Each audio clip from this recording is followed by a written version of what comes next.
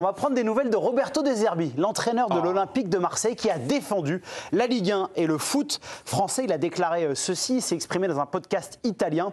Les Italiens pensent que la Ligue 1 est un championnat facile. Brest a bien figuré avant de se faire détruire par le Paris Saint-Germain. Monaco a perdu contre l'Inter, c'est vrai, mais avec un joueur expulsé très tôt. Ils avaient battu Barcelone lors de la première journée. Cette année, en Ligue des Champions, les clubs français ont fait des résultats intéressants. C'est un championnat difficile. On entend très souvent ce type de déclaration sur les étrangers qui viennent en Ligue 1, que ce soit entraîneur ou joueur.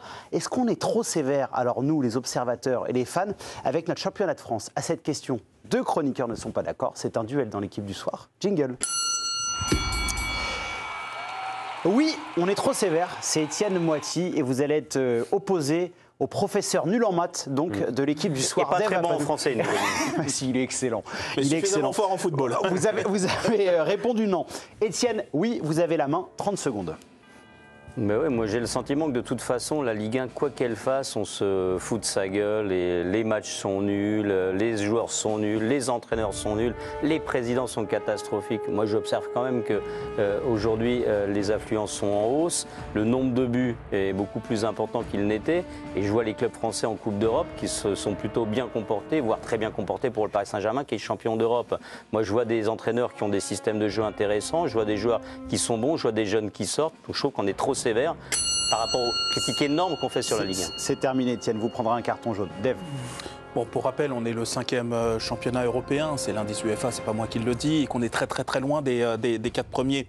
On parle d'un championnat où on connaît le vainqueur, donc ça dévalue quand même la compétition. On parle d'un championnat où le Paris Saint-Germain finit régulièrement avec 3 galaxies d'avance sur ses poursuivants. On parle d'un championnat où le PSG peut même mettre une équipe B sur certains matchs et l'emporter suffisamment facilement. Et on parle d'un championnat où, sorti du PSG, moi je cherche un peu les stars et finalement il n'y en a pas. Donc tout ça, pour un si beau championnat, je suis désolé, moi je passe mon tour. Voilà, un duel parfaitement respecté de la part de Dave Apadou, un peu moins pour Étienne. Ça fait des années qu'il est là, il connaît le règlement. Ouais, mais quand c'est plus intéressant, on a le droit d'être un peu plus long. D'accord, ça c'est l'astérix, Étienne Moati. Si vous pensez qu'on est trop sévère avec le championnat de France, vous votez pour Étienne Moati. Si vous êtes opposé à cette idée, vous votez pour Dave Apadou. L'arbitrage du président, fan du FC Barcelone, Éric Blanc. Non, mais je vais aller sur Étienne, même si, parce que quand il parle quand même le PSG, on sait qu'il va être premier. Oui, mais il est à 700 millions de plus que le deuxième. Donc, et après, moi, j'ai été très intéressé pour savoir qui allait en Ligue des Champions, les clubs en dessous. Même la relégation, c'était passionnant. La relégation, ça a été. Après, on parle de qualité de football. Déjà, il n'y a plus de droit télé. Donc, c'est compliqué de faire potentiellement venir peut-être des joueurs. On essaie quand même de faire émerger des jeunes du centre de formation. On arrive à vendre quand même. Alors, moi, je ne veux pas te dire que je me passionne sur la Ligue 1 tout le temps, mais je vois depuis tout à l'heure, il me donne tous les arguments. Non, je vois des championnats, je m'emmerde aussi de temps en temps sur des matchs moyens en Espagne. Quand les grandes équipes ne sont pas là, et l'Italie aussi. En Angleterre aussi. Mais l'Angleterre, tu as 6-7 clubs qui ont à 200 millions près les mêmes budgets, ils ont des rentrées d'argent, ils ont des spectateurs. Donc ils peuvent pas toujours le niveau de jeu et pas toujours. Il est au-dessus. Pour moi, en Angleterre, il y a la constance, l'intensité, le volume. Donc on peut railler certains joueurs qui soient trop payés, et la gouvernance, par contre, on peut la tailler. C'est-à-dire que les présidents de club, ils confondent le foot avec l'euro-million. Et tu vois, ils fantasment avec l'oseille, le pognon. Ils ont écouté la brune. J'ai lu Kita, quand même, que je respecte, homme d'affaires. Il dit, on n'a pas lu les 46 ou les 56 pages. En bas de la ligne, on ne signe pas. Le mec, il brasse 500 millions, 1 milliard de chiffre d'affaires. Ils sont tous, comme River, le président de Nice qui était là.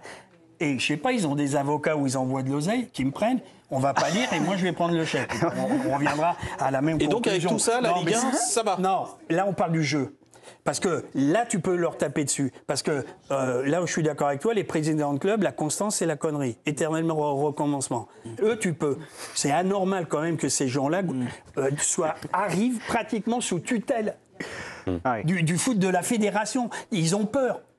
Mais je crois que De Zerbi, c'est comme la CGT aujourd'hui. Ils demandent un contrat social et équitable. Ils ont peur. Ils ont peur qu'on leur tire les oreilles. Rico, je crois que De Zerbi parlait plutôt du jeu, du spectacle présenté. Je vais quand même. C'est pas si nul que ça. Il y a des jeunes qu'on voit arriver, qu'on est acheté. Après, il n'est pas nul. Il faut arrêter. Je le rejoins quand même. Je trouve que la course à la Ligue des Champions, elle n'a pas été d'une grande qualité. Tu vois, tu as eu des trous d'air de Monaco qui a eu du mal à rester constant. Marseille, j'ai trouvé qu'à des moments, c'était assez effrayant. Enfin, c'est une équipe qui n'avait pas de défense. Des fois, tu te demandais où ils allaient. Ça n'a pas toujours été super bien. Lyon, qui est quand même peut-être le 3e ou 4e budget de France, 3e peut-être, 7e de Ligue 1. Enfin, tu vois, ils ont failli. Et à l'étranger, Siani, la bataille pour les places en Ligue des Champions, tu l'as bien suivi et tu as trouvé qu'elle était constante. Très honnêtement, j'ai pas plus suivi l'étranger que ça. Après, c'est mon avis sur la Ligue 1. Pour le coup, la Ligue 1, j'en ai bouffé cette année. Et j'ai souvent, il y a des matchs. C'est de l'indigestion, on a l'impression que là, c'est pas bien passé. Attendez, il y a des choses qui étaient décevantes. Après, les scénarios étaient intéressants parce que tu avais quand même une course effectivement au maintien. Mais en qualité de jeu, j'ai souvent été un peu déçu. On a fait des soirées où tout le monde donnait son pronostic, on s'est à moitié gouré. Oui, et puis la dernière chose, c'est un football pour moi trop athlétique. On va quand même donner la parole à Damien, parce qu'on ne l'a pas encore entendu. Damien, bonsoir. Ravi de vous accueillir sur le plateau de l'équipe du soir. Mais non, il est bien. Il est bien, mon Damien. J'ai une valise prête et je pars en vacances. Non, il part aux États-Unis peut-être. Non, surtout pas. Non, mais Damien, vous qui connaissez très très bien le championnat de France, vous avez suivi pendant des années le Paris Saint-Germain. Il n'y a pas de souci. Mais là, je voulais recentrer sur la Ligue 1, Damien. Vous en pensez quoi de cette bonne vieille Ligue 1 ? On est trop dur. Non, je ne pense pas qu'on soit trop sévère. Il ne faut pas être caricatural, c'est tout. Vous visez personne en plateau ? Non, mais dans la critique. Je trouve qu'au niveau du jeu, je trouve par exemple que De Zerbi est un poil caricatural. Il dit ça, lui, ça l'arrange bien. Il est entraîneur de l'OM. Il ne va pas dire que j'entraîne une équipe qui évolue dans un championnat de merde. Mais si on reprend les exemples qu'il cite, alors le PSG gagne la Ligue des Champions, mais le PSG, c'est pas la Ligue 1. Ça me fait bien marrer quand j'entends dire que la victoire du PSG va profiter à la Ligue 1. La victoire du PSG en Ligue des Champions va profiter au PSG, point barre. Prenons l'OGC Nice, qualifié pour en tout cas les phases préliminaires de la Ligue des Champions, on est d'accord, 4e du championnat de France. Combien de victoires en phase de groupe de Ligue Europa ? Zéro. T'as choisi Nice, t'aurais pu prendre Lille, t'aurais pu prendre Brest. Lille et Brest ne sont pas qualifiés pour la Ligue des Champions pour la prochaine. Nice finit 4e. Non, mais Nice finit 4e de la Ligue 1. Nice finit 4e. Voilà. Je prends Brest. Ok, Brest, parcours en balance, c'était tout nouveau. Brest a battu qui ? Brest a battu Barcelone. Brest a battu le Real Madrid. Brest a battu le PSG. Brest a battu le Shakhtar Donetsk. Même pas. Ils ont battu Leverkusen qui avait une équipe match nul contre Leverkusen. Match nul. Bon. Voilà, je trouve que Brest, c'était plutôt... je me suis régalé à regarder Brest. C'était euphorisant. Mais j'ai plus vu des matchs de Ligue Europa, en tout cas des adversaires de Ligue Europa pour Brest, avec cette phase qui permet d'avoir ces adversaires-là. Moi, je confirme, je connais bien le foot. Oui. Non, mais je pense qu'il faut... T'as pas peur d'être caricatural un petit peu ? Je suis pas caricatural. Ou par exemple, je trouve qu'il y a quand même des bonnes équipes, il y a des bons jeunes qui arrivent chaque année en Ligue 1. Voilà, on est le 5e championnat. Mais on est à notre place, en fait. Mais on est à notre place. Voilà, ça nous arrange de dire qu'on fait partie du Big Five. Si on était 4e, on aurait créé le Big Four. Voilà, et puis si on était 3e, on parlerait que du podium. Mais voilà, si on recule 6e, on parlera du Big Six. Mais je pense qu'on n'est pas beaucoup, on n'est pas un championnat intrinsèquement supérieur au championnat des Pays-Bas, par exemple. Non, mais de toute façon, ça se joue à pas grand-chose ces dernières années entre le Portugal, les Pays-Bas et nous. Oui, bien sûr. C'est vrai. À chaque fois que tu regardes, t'as l'indice UEFA, dès qu'on passe un tour de plus, on souffle. Et eux avaient 4 fois moins de droits télé que nous. Pour finir, ce qui m'intéresse vraiment sur la Ligue 1, c'est que chaque année, on voit émerger des jeunes. Qu'on ne connaissait pas l'année dernière. C'est une ligue de développement. Mais ça, c'est pas la Ligue 1. La Ligue des talents. Mais ça, c'est pas la Ligue 1, c'est le football français. Et je trouve, par exemple, on parlait des droits télé tout à l'heure et de ce mode de financement. Je trouve que les clubs français ne valorisent pas assez leur formation. D'accord. Oui. Ouais. Très bien. C'est une parfaite conclusion. Roberto De Zerbi, Anne-Sophie a aussi parlé du stade Vélodrome. Et du poids que le Vélodrome et son ambiance pouvaient avoir sur ses propres joueurs, puisqu'il dit ils peuvent vraiment influencer le résultat. Ses supporters, ils peuvent être à la fois le moteur et le frein. En début de saison, le Vélodrome faisait peur, trop de pression, trop de tension. Il était un frein pour beaucoup de joueurs. On gagnait à l'extérieur, mais à domicile, on perdait. Dave, je trouve ça intéressant qu'ils le disent parce que c'est vrai qu'on l'a largement sous-entendu. On l'a vu avec le cas d'Eli Wahi qui est parti au mois d'hiver, mais que le coach en parle comme ça publiquement. Je trouve que c'est bien de libérer la parole là-dessus. Oui, et puis, mais alors il le dit aussi pour finir par valoriser quand même le travail qui était fait. Oui, parce que en fait, il le dit un petit peu plus loin, c'est que sur la seconde partie de saison, c'est la première équipe à domicile. Ouais. Donc ça veut dire qu'il y a aussi eu un travail, mais qui est vrai. Hein, quand je le dis pas avec malice, mais c'est vrai qu'il y a eu un travail qui a été fait.